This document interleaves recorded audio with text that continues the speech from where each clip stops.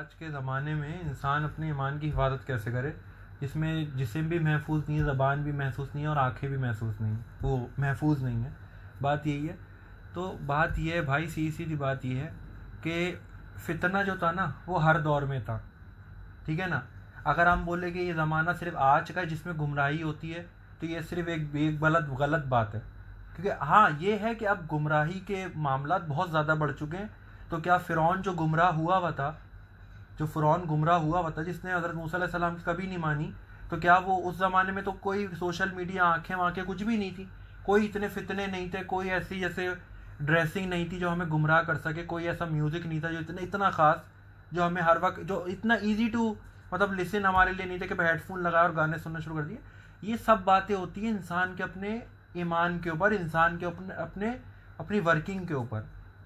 بات یہی ہے کہ انسان کبھی بھی جو ہے نا گناہ سے نہیں بچتا. ایک طریقے سے اگر اس کو فیکٹ اگر دیکھا جائے، انسان جو بچتا ہے نا وہ اپنی نمازوں سے بچتا ہے. جب نماز انسان پڑھے گا نا، جتنا آپ اللہ کے قریب آتے رہو گے، آپ جو ہے نا گناہوں سے دور ہوتے رہو گے. ہماری سوچ یہ کہہ رہی ہوتی کہ ہم گناہوں سے بچ رہے ہیں، نہیں، ہم چنے جاتے ہیں. اللہ ہمیں گناہوں سے بچا رہا ہوتا ہے، ورنہ اتنی حیثیت ہماری نہیں ہے کہ ہم اتنی آسانی سے اپنے نفس پہ قابو کر سکیں. کیونکہ ہم ایک اشرف المخلوقات اللہ نے بنایا، اور ہم اللہ نے کمزور بنایا ہے. ہم آئے ہی اس دنیا میں امتحانات کے لیے.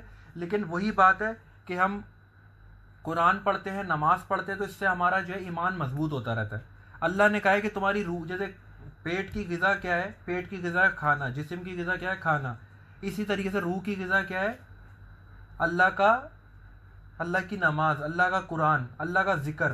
آپ یہ کرنا شروع کر دو، آپ گناہوں سے آٹومیٹکلی دور ہونا شروع ہو جاؤ گے.